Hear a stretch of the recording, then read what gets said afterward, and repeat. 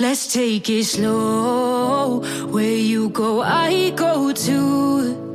And if you hit. Hello guys, welcome back to a new video in JavaScript series, and in this video we are going to learn about math object in JavaScript.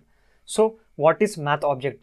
Friends, it is a built-in object in JavaScript with some bunch of methods. Okay, so with that predefined methods we can able to perform some calculations and operations. Here math object is different from other built-in objects, example date, array, string, etc. because it has no constructor, so there is no way to create an instance of math. What is mean by that? Friends, in the previous videos, we have seen how to create date using date constructor and how to create array using array constructor, as well as how to create string using string constructor, right? So let's take some examples. I'll write here variable d equal to new date, okay, and open the parenthesis. Let's close this and let's take variable called list, and that will be equal to new and then array, and let's open the parenthesis and close it. Now this array is called constructor, this list is called instance or object. So this instance is created using this array constructor. That means it's like a child to this array. Now it will get access to all the methods and properties that are defined in this array constructor, okay? And we have seen that push, pop, sort and dot length, all these properties, right, in the array video. So we got all that methods because we have created instance of the array. So we got all that methods because this list is just an instance of this array constructor. And we have seen d dot get hours and get minutes and all that methods. So because these are all methods that are defined inside this date constructor, and this d is the instance of that date constructor, so we can get all that methods. So let me print this on the console. So we'll get here empty array. Let's go to console. So you can see, friends, we got output as empty array. Let's go to console now. Now we have seen that math is not a constructor, so there is no way to create instance of that. So let's do that. I'll take m equal to new and then math, open the parenthesis. Now let's console this. So we'll get math is not a constructor. Let's see what we'll get. So you can see, friends, we got math is not a constructor. So that means now we understood that math is not a constructor, so we cannot create any instance of that constructor. Then if it is not a constructor, then how can we able to use all that methods and properties? How we are getting that all methods and properties? So friends, math object is just a collection of static methods. Again, we'll talk about these static methods in the later videos, but just remember that math object is just an object with a collection of static methods. So we can directly access all that methods and properties. Let's take a simple object here. So I'll take variable, let's take science, SCIENCE, science equal to, open the curly brackets. Here let's take a method. So I'll take method as definition, okay, and open the curly brackets. So here let's write the definition of science. What is the definition of science? I used to say science is SCIENC, science, hence science. So this is what me and my friends used to say in the school, hence SCIENC, science. That's it. Now we want to print that, we want to call that method. So can we call that directly like this, def? So let's see what we'll get. You can see, friends, we got math is not a constructor. Okay, let's comment this, both things. Now let's go to console. So you can see we got def is not defined. That means we have to use SCIENC, science dot. Now let's go. Now we can see we got science is science, hence science. That's a beautiful definition.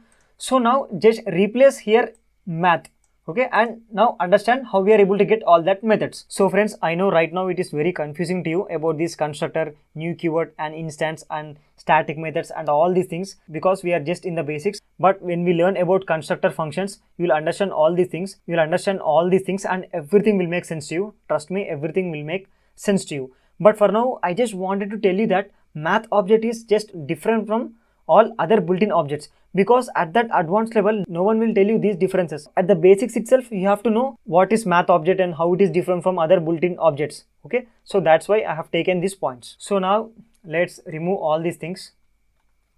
Now let's see actual methods. So we have some bunch of methods. I have taken some important methods, but there are a lot of methods. You can go to W3 School site and you can find all the methods there. So just have a look at them. So the first thing we're gonna do here is math.py. So this will return the pi value. So sometimes we need to get pi value and we need to write some code depending upon that pi value. So using this math.py, we can directly get pi value and we can use that in the code. Let's write here console.log math.py. So let's see what we'll get. So you can see we got pi value, that is 3.14159, something like that. So that's the purpose of math.py. Next method we have is math.square root. So it will return the square root of a number. For example, if you pass 81, then it will return 9 because 9 is the square root of 81. 9 into 9, 81. So let's do that. I'll write console.log and here I'll write math.sqrt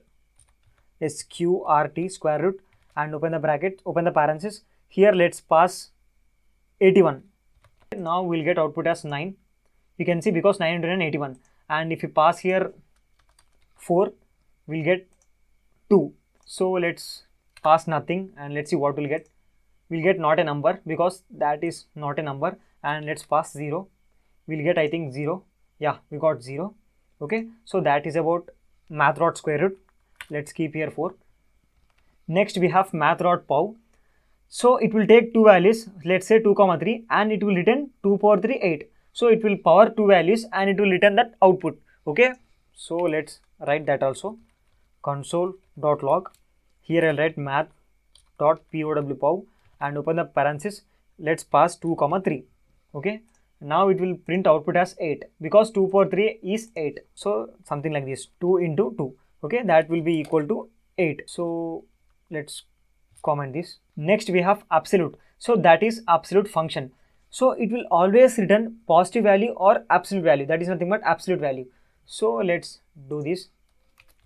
I'll write console.log and math.evs and I'll open the parenthesis. So here let's pass minus 45. So now we'll get output as 45. So whatever you pass, I will always give positive number. For example, let's take 45. Again it will print the same value, 45 only. And along with this, it can also take expressions. So that is nothing but 3 minus 50. Now we should get output as minus 47, right? But we'll get 47 itself. You can see 47 because we passed that inside the absolute function. That's why. Next we have math.min and math.max. These two functions will take some bunch of values and return minimum value or maximum value depending upon the function. So let's do them. Let's write console.log math. Let's write min, and here let's pass some values 1, 2, 3, 4, 5, and we'll get output as 1 because that is the minimum value. So let's change these values now. Let's see 34, 45, 56 and then 20, something like that. So we'll get output as 20. So that is about min, and let's change this to max simply. Now we'll get output as 56. So that is the highest. You can see we got 56. Now let's go to console. Next we have three important methods, that is math.round, seal and floor. Okay, let's see one by one. Math.round rounds a number to the nearest integer. Let me write console.log and here I will pass math.round and here I will write 4.7.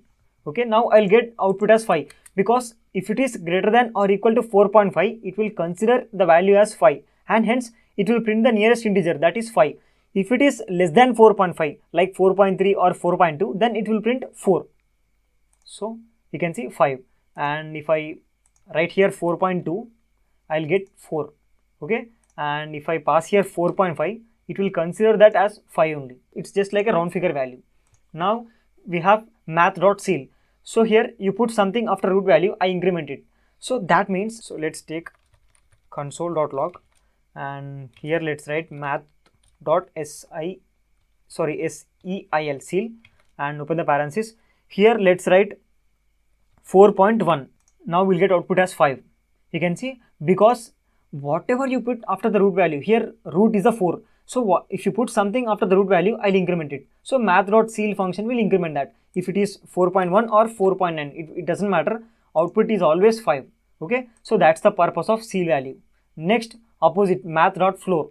You put something, I don't care. So that means after the root value, whatever you put, this method will not care. It will always print the root value. Let's copy this. Let's paste it over here.